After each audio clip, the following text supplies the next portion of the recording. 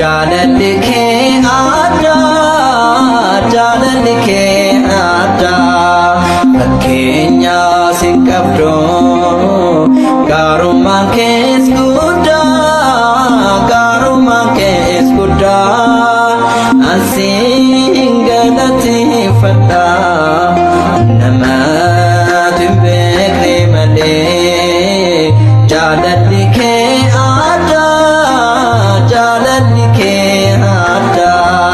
fakkeenya sin qabdu gaarummaan kees guddaa asiin galateeffadha.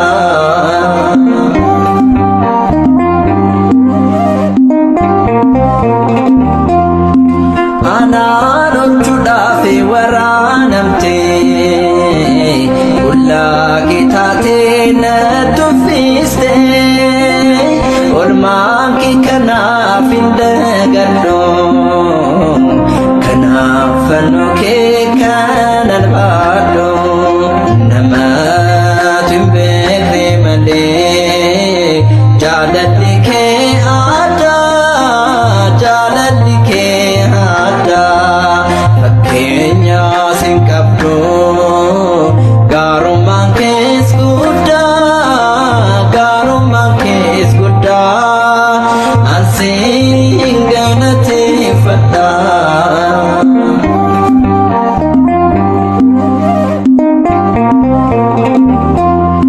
Maqaan kee maqaaranii caala dabali saamus natti tola sinaan miliqee gaachana koo galateeffamii yaa gooftaa koo namatti hin beekne malee jaalalli kee adda fakkeenya sin qabdu gaarummaan kees guddaa asiin galateeffadha.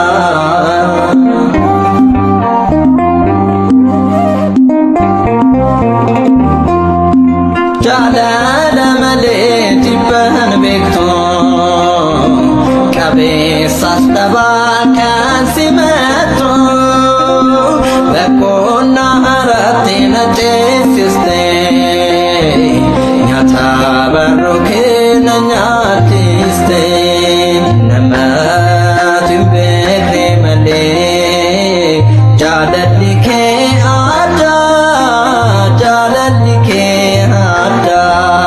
fakkeenya sin qabdu gaarummaan kees guddaa asiin galateeffadha.